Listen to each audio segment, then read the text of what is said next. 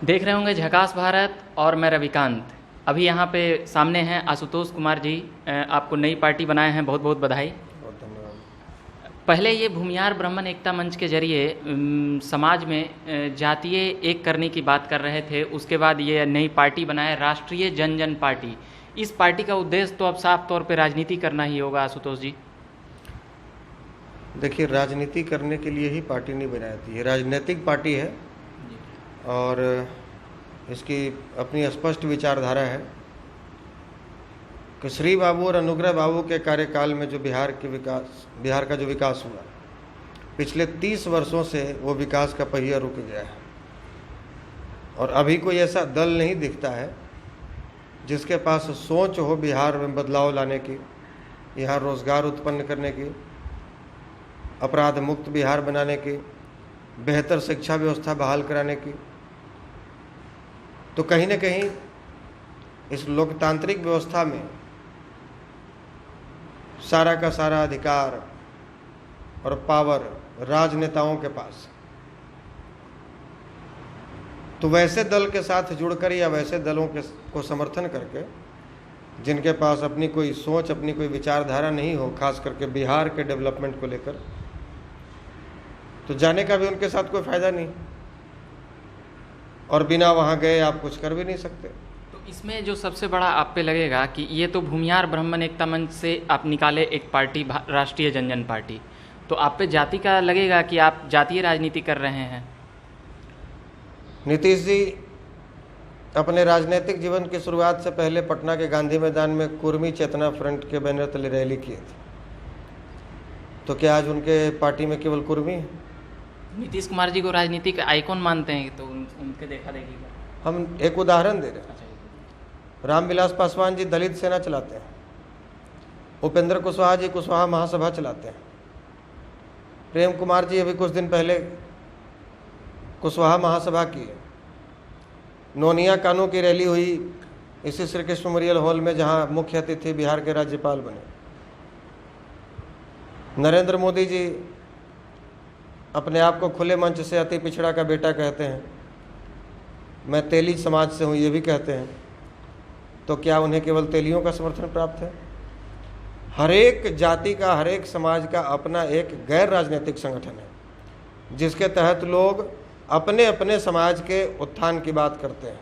ये जो आपने सभी पार्टी का नाम लिया, ये पार्टी राजनीति करती है और सत्ता में है, गठबंधन करती है, गठबंधन तोड़ती है, दाव पेच सत्ता के लिए करती है, तो क्या आपका भी उद्देश्य वही होगा? देखिए, गठबंधन तक जहाँ की बात है तो हमने पहले दिन ही स्पष्ट किया था, जिस दिन हमने पार्टी की घोषणा करी थी 30 मई को। पत्रकार भाइयों ने सवाल किया था कि आपका गठबंधन किसके साथ होगा, एनडीए के साथ या यूपीए के साथ? हमने कहा जिसके साथ भी होगा, लेकिन विचारधारा जिसके मेल खाएगी उसी के साथ में होगा। हम कुर्सी के लिए गठजोड़ नहीं करेंगे, जैसे पीडीपी के साथ जम्मू कश्मीर में भाजपा वालों ने कर लिया। पिछले विधानसभा चुनाव में नीतीश जी और लालू जी गठजोड़ कर लिए। तो जो स्वार्थवश गठजोड़ होता है, केवल कुर्सी के लिए होता है, वो गठजोड़ ज़्यादा लंबा दिन तक चल नहीं पाता। लेकिन जो विचारों का मेल होता है वो लंबी दूरी तय करता है लोग। इसलिए हमारी विचारधारा से जो मेल खाता, जो जिसकी विचारधारा होगी उसके साथ हम गठबंधन करेंगे। आपकी विचारधारा क्या होगी? हमारी एक ही विचारधारा है, वो विकासवाद की। विकास के मामले में बिहार जो कभी सबसे ऊपरले पायदान पर खड़ा था, आज सबसे निचले पायदान पर लाकर खड़ा कर दिया गया। इस बिहार को, बिहार और बिहारी शब्द को गाली बना दिया गया। हमारे 40 लाख बिहारी भाई देखते देखते प्रवासी बन गए। उनकी तकलीफ को हमने देखा है, महसूस किया है और उनके लिए कुछ करना चाहते हैं। यही हमारी विचारधारा है। तो फिर इसमें आप पे जातीय लगेगा, तो जब इलेक्शन लड़ते हैं तो जातीय समीकरण बैठाया जाएगा, तो उसमें कई पार्टी आपको कहेगी कि ये भूमिहारों की पार्टी है, या भूमिहार ब्राह्मण जो भी स्वर्ण अगड़ों पिछड़ों का बात और बढ़ जाएगा। यह राजनीतिक परिदृश्य से या परिप्रेक्ष्य से यह कितना सही लगता है आपको? अगर राष्ट्रीय जन जन पार्टी पर यह आरोप लगता है कि भूमिहारों की पार्टी है, तो यही आरोप लोजपा पर भी लगना चाहिए कि वो पासवानों की पार्टी है। राजद पर लगना चाहिए कि वो यादवों की पार्टी है। नीतीश कुमार की पार्टी जदयू पर लगना चाहिए कि वो कुर्मियों की पार्टी है। हर एक नरेंद्र मोदी जी की पार्टी भाजपा पे लगना चाहिए कि वो बनिया तेली की पार्टी है। कोई ऐसी पार्टी है जिसका अपना एक वोट बैंक नहीं, जिसका अपना जाति का आधार नहीं, और जिसके पास आज के डेट में इस लोकतांत्रिक व्यवस्था की ये विडंबना है कि यहाँ तो जाति के इर्द गिर्द में राजनीति घूमती है। जब तक आपके पास इस व्यवस्था में, चूँकि हम छुपा कर बाकी नेताओं की तरह नहीं बोलते, आपके पास जब तक आपके समाज का वोट और सपोर्ट आपके साथ नहीं होगा, कोई दूसरे समाज के लोग भी आपको समर्थन देने नहीं आएंगे। ये बात भी सही है कि राजनीति में जाति का एक बोलबाला रहता है, और जितने तमाम नेता हैं वो कितना भी ना नुक्कर कर लें, जाति के ही बढ़ चढ़ कर वो आए हैं, चाहे वह लालू यादव हों, रामविलास पासवान हों या नीतीश कुमार हों। मगर इसमें जो सबसे बड़ी बात होती है, आपने कहा था कि राजनीति में हम नहीं आएंगे और समाज का सेवा करते रहेंगे और अपने समाज को एकत्रित करने का प्रयास करेंगे। पिछली साल जब बात हुआ था तब, पर ये अचानक राजनीति में आना, मतलब कि सत्ता में आना चाहते हैं सीधे। तो हमने समाज को संगठित किया और उसका परिणाम आपने विगत 7 नवंबर को पटना के गांधी मैदान में भी देखा। भारतीय जन आंदोलन के इतिहास में पहली बार इस समाज की रैली हुई, और हमें लगता है कि एक समाज की जितनी बड़ी रैली 7 नवंबर को गांधी मैदान में हुई, भारतीय इतिहास में किसी एक जाति की रैली, खासकर बिहार के इतिहास में, बिहार के आंदोलन के इतिहास में इतनी बड़ी रैली नहीं हुई। एक समाज की अगर बात करें, ब्राह्मण भूमिहार समाज की बात करें, मतलब एक जाति की उतनी बड़ी। और जहाँ तक बात है राजनीति में आने की, तो आज भी हमें नेता नहीं बनना।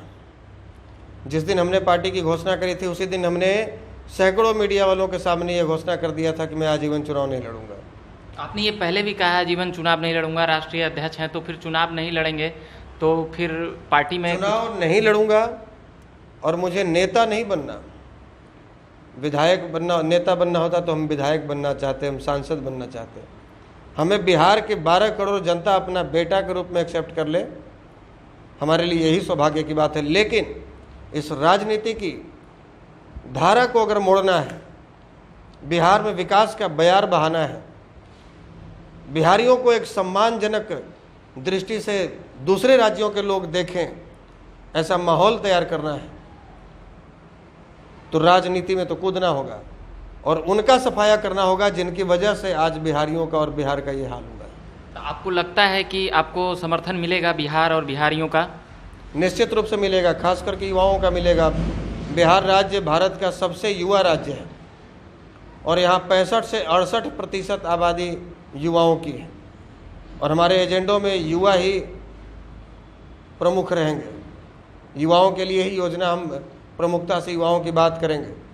तो बिहार के युवाओं से हम अपील करेंगे, आपके चैनल के माध्यम से भी, झकास भारत के माध्यम से भी, कि अगर आपके भीतर भी बिहार की दुर्दशा को देखकर आपके भीतर भी दर्द होता है, आपको भी लगता है कि हमारा बिहार समृद्ध बिहार बने, हमारे बिहार को भी लोग सम्मानजनक दृष्टि से देखें, हम बिहार में ही रोजगार युक्त बिहार बनाएं, बिहार केवल कंजम्पशन मार्केट न बने, बिहार भी प्रोडक्शन मार्केट बने, बिहार भी एक इंडस्ट्रियल हब बिहार में तैयार हो, हम औद्योगिक क्रांति बिहार में लाएं, बिहार को अपराध मुक्त बनाएं ताकि बाहर से भी बड़े उद्योगपति यहाँ निवेश करने के लिए तैयार हों। तो उसके लिए आपको नई विचारधारा, वो जात पात, धर्म, ऊंच नीच, अगड़ा पिछड़ा, मुस्लिम हिंदू, ये करके येन केन प्रकारेण सत्ता पर काबिज होने वाले लोगों को दरकिनार करके और नए सोच के साथ, युवा सोच के साथ आपको चलना पड़ेगा, तभी संभव है कि बिहार के युवा आपको क्यों चुने? उनके जो पार्टी बना हुआ है, रामविलास पासवान की पार्टी बनी हुई है, जदयू बनी हुई है, कुर्मी, कोयरी, तमाम यादव, कुशवाहा, सभी की पार्टी बनी हुई है, तो वो आपके पास कैसे खींचे चले आएंगे? यही बात तो हमने अभी स्पष्ट किया कि ऊंच नीच, अगड़ा पिछड़ा, दलित फॉरवर्ड, इस सोच से बाहर निकलकर आपकी पार्टी सभी को लेकर साथ चलेगी? जी हाँ, निश्चित रूप से। जो भी वंचित है, चाहे वो सवर्ण में हो या दलित में हो या पिछड़े में हो या मुसलमानों में हो, जो भी वंचित है, चाहे आज सरकारी सुविधाओं से वंचित है, रोजगार से वंचित है, दबा कुचला है, हम उसके लिए लड़ाई लड़ेंगे और हम उसकी आवाज़ को बुलंद करेंगे। और इसके लिए हमें खासकर युवाओं से हम अपील करते हैं कि ऐसी पार्टी का साथ दीजिए, ऐसे राजनेताओं का साथ दीजिए जो वास्तव में बदलाव लाना चाहते हैं। ये नहीं कि चुनाव के टाइम में कोई निकाल रहा है बेरोजगारी भगाओ यात्रा, कोई निकाल रहा है बिहार फर्स्ट। तो भैया ये जो आज बेरोजगारी भगाओ आप यात्रा निकाल रहे हैं, तो बिहार को बेरोजगार करने में भूमिका किसकी रही? आप ही के पूर्वजों की भूमिका रही, आप ही के खानदान वालों की भूमिका रही बिहार को बेरोजगार बनाने में, और आप चले हैं बिहार से बेरोजगारी मुक्त कराने। तो ये तो नौटंकी है। 4.5 साल तक आपको बिहार की बेरोजगारी नहीं दिखती। और ये सब के लिए आपको सत्ता में आना पड़ेगा। जो आप काम बता रहे हैं वो अच्छा काम है, तो सरकार में आना पड़ेगा, तभी आप अपने काम को पूर्ण कर सकते हैं। तो आप चुनाव नहीं लड़िएगा तो बाल ठाकरे जैसे वो वहाँ कहते थे, आप उसी प्रकार से नेता बनना चाहते हैं क्या? देखिए, तो बिहार की जनता को तय करना होगा, कि उनको देखना होगा, उनके नज़रिए पर डिपेंड करता है कि वो किस रूप में हमें देखेंगे। बाला साहब ठाकरे जी का उनकी एक अपनी विचारधारा थी, हमारी भी एक अपनी विचारधारा है। वो महाराष्ट्र को लेकर वचनबद्ध रहते थे, महाराष्ट्र के विकास को लेकर, और हमारा एजेंडे में बिहार प्राथमिकता है। हम बिहार की दशा को बदलना चाहते हैं। बाला साहब ठाकरे के रूप में देखें या आशुतोष को आशुतोष के रूप में ही देखें, ये बिहार के जनता पर डिपेंड करता है। हम चुनाव नहीं लड़ेंगे इसका मतलब कोई नहीं लड़ेगा, ऐसा बात तो नहीं। मतलब आप अपने आदमी भेजेंगे वहाँ वैसी विचारधारा रखने वाले लोग, जिसे कुर्सी से ज़्यादा हमारे बिहार का सम्मान प्यारा हो, वैसे विचारधारा रखने वाले लोगों को इस बार 2020 के चुनाव में अधिक से अधिक संख्या में जीत दिलवा कर विधानसभा भेजना होगा। ये हमारी प्राथमिकता है। ये जो लालू का 15 साल, नीतीश जी का 15 साल, लालू जी का 15 साल, ये 30 सालों से जो बिहार में चल रहा है, तो इसमें पलायन सबसे ज़्यादा किस में हुआ होगा, लालू जी में या नीतीश जी में? दोनों में ही हुआ। रोजगार देने में तो दोनों विफल रहे, और रोजगार देने की भी बात नहीं कर रहे थे। इन दोनों महाशयों से जो समाजवाद के नाम पर आज बिहार की जो दुर्दशा कर दिए, समाजवाद के नाम पर जो बिहार की दुर्दशा कर दिए, इनसे हम नए रोजगार सृजन की भी बात नहीं कर रहे थे। ये जो श्री बाबू अनुग्रह बाबू के कार्यकाल में जो चीनी मिलें खुली, जूट मिल खुला, या अन्य तरह के जो फर्टिलाइजर खुले, ये केवल इनको संरक्षण मिलता रहता और ये चालू रहता, तो आज बिहार की आधी बेरोजगारी दूर हुई रहती। लेकिन आज देख लीजिए, सब के सब बंद पड़े हैं, सब के सब मृत प्राय हैं। तो ये चाहते ही नहीं कि बिहार में रोजगार हो। मतलब आपका साफ कहना है कि हम बेरोजगारों के लिए काम करेंगे और बिहार के विकास पर ध्यान देंगे। तो विकास का पैमाना तो बहुत सारा चीज़ है, मगर जो अभी कृषि है बिहार में, उसके लिए आप क्या समझ रखते हैं? किसान परिवार से भी आते हैं। देखिए, सबसे पहले तो कि भारत एक कृषि प्रधान देश है। 75% आबादी इसकी कृषि पर डिपेंड है, और हम भी किसान के बेटे हैं, हम भी किसान हैं। जो अन्नदाता हैं उनकी आज स्थिति किसी से छुपी हुई नहीं है। एक आंकड़े के मुताबिक हर एक घंटे में 5 किसान आत्महत्या करने पर मजबूर हैं। बड़े बड़े वायदे किए जाते हैं केंद्र से लेकर राज्य तक को, राज्य सरकार की तरफ से 20 लाख करोड़ रुपए हम 20 लाख करोड़ रुपए हम बिना शर्त का, बिना कोई सर्टिफिकेट का हम लोन देंगे। अब आप बताइए कि जो किसान पहले ही केसीसी के कर्ज तले दबा हुआ है, उसको रोज़ पुलिस उसके घर पे नोटिस चिपका रही है, बैंक वाले नोटिस चिपका रहे हैं, बैंक से फ़ोन जा रहा है, प्रेशर होता है कि आप पैसे वापस कीजिए, और आप उसको फिर लोन दीजिएगा। पहला लोन चुका नहीं पाया, जिसके लिए वो रोज़ टेंशन झेल रहा है, और दोबारा फिर उसको लोन दीजिएगा, तो वो किसान तो उसको तो आप आत्महत्या करने पर मजबूर कर रहे हैं। अगर उसका आप भला चाह रहे हैं तो आप उसके केसीसी ऋण को माफ़ कर दीजिए। किसानों के हित की बात तो करनी तो हमारी प्राथमिकता होगी। हम देखिए, बिना कपड़े पहने रह सकते हैं, हम जीन्स नहीं पहनेंगे, हम धोती पहनकर, लुंगी पहनकर भी जिंदा रह सकते हैं, लेकिन बिना भोजन का जिंदा नहीं रह सकते। अन्नदाता जो सबका पेट भरते हैं, जो सबको जिंदा रखते हैं, आज वो भूखमरी के कगार पर हैं, आज वो मरने की स्थिति में हैं।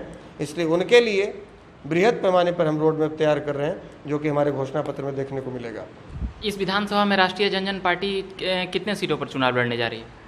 बिहार के 243 विधानसभा सीटों पर हम लोग चुनाव लड़ेंगे। गठबंधन किससे करना चाहेंगे, एनडीए या यूपीए? और जो तमाम पार्टी है, क्षेत्रीय या राष्ट्रीय पार्टी है, उसमें कौन सी पार्टी आपको अच्छा लगती है कि उससे गठबंधन कर सकते हैं?